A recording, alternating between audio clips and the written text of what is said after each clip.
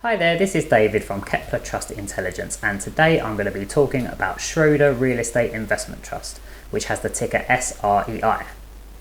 SREI owns a diversified portfolio of UK commercial real estate assets and is managed by Nick Montgomery and Bradley Biggins. Nick is head of UK real estate at Schroders Capital, having joined the firm in January 2012 when Schroder started managing SREI. Nick has 22 years of real estate experience. Bradley joined Schroders in 2014 and has 16 years of experience within financial services, having previously been in the Schroders Group M&A team, where he sourced and executed acquisitions, disposals, and strategic projects on behalf of Schroders plc. Nick and Bradley are supported by the extensive resources at Schroders Capital Real Estate, which employs over 300 real estate investment and administration professionals. The investment objective of the company is to provide shareholders with an attractive level of income, as well as the potential for income and capital growth. While doing this, SREI also tries to achieve meaningful and measurable improvements in the sustainability profile of the majority of the portfolio's assets. This is what gives SREI its unique position in the real estate market. Its brown to green investment strategy is the first of its kind. Through this, SREI aims to meet growing demand for more sustainable buildings and in the process capture the rental and valuation premium that buildings with genuine green credentials can command. This is sometimes known as the green premium. As you can see from the fact sheet, SREI owns 39 property assets, with its top 10 accounting for more than a third of its portfolio. The biggest positions are in industrial estates in Milton Keynes and Leeds. Its tenant base is well spread out, with its top 10 tenants accounting for only 28.3% of the total portfolio rent. The University of Law, Buckingham New University and Siemens Mobility are the biggest tenants. At a broader level, you can see that industrial assets account for just over half the portfolio, at about 50.3%, while regionally, the North and Scotland are the biggest region at 42.3%. Flipping over to the Schroders website, there is a nice interactive graphic of the portfolio, so you can see just how diverse the location base is up and down the UK.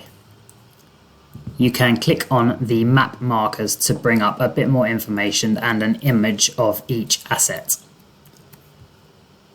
You can then scroll down a little bit more, where you have the sector weightings and a little bit more information on those sector weightings and what they tend to represent. You can see from the KTI website that long-term performance has been strong. These 10-year figures are to the end of June 2024. The light blue line here shows SREI's NAV total return of 86%, which is ahead of its Morningstar peer group's 83%, which is represented by the green line. Slightly further down, the dark blue line shows SREI's share price total return, which has been 42%, and that again is ahead of the FTSE NA REIT index's 17%, which is represented by this yellow line. Dividends are paid quarterly, and the current yield on SREI is 6.1%. Now you can see here from this chart that the dividend is generally fully covered, with the pandemic year of 2020 being the recent exception. Dividends declared for the last financial year were a 4% increase on the previous year, supported by underlying rental growth of 4.6%. At the time of recording, SREI trades on a 15% discount. This has narrowed significantly compared to peers since the launch of the new strategy, and compares to the 5-year average discount for SREI of 29.8% according to the Association of Investment Companies. The annual management fee is tiered, with 0.9% charged on the first £500 million of net assets, 0.8% between £500 million and £1 billion, and 0.7% thereafter. The ongoing charge including fund-only costs is 1.23%, and the ongoing charge including fund and property expenses is 2.87%. SREI was geared 37% loan to value on the 31st of March 2024 or 58% on a debt to NAV basis.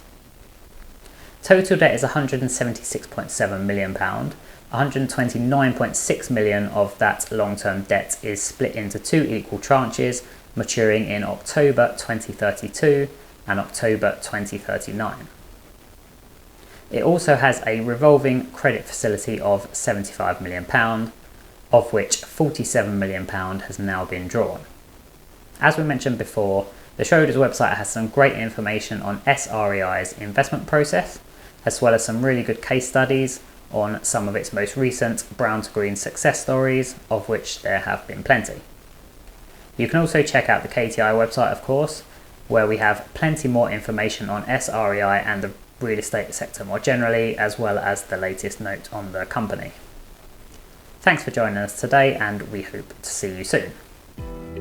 Past performance is not a reliable indicator of future results.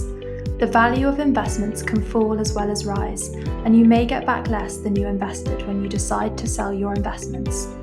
It is strongly recommended that if you are a private investor, independent financial advice should be taken before making any investment or financial decision. Please be aware that there can be a time lag when we release podcasts, meaning time-sensitive information may no longer be accurate at the time of publication. Kepler Partners LLP has a relationship with some of the companies covered in this podcast, which may impair its objectivity. Kepler Partners LLP is authorized and regulated by the Financial Conduct Authority.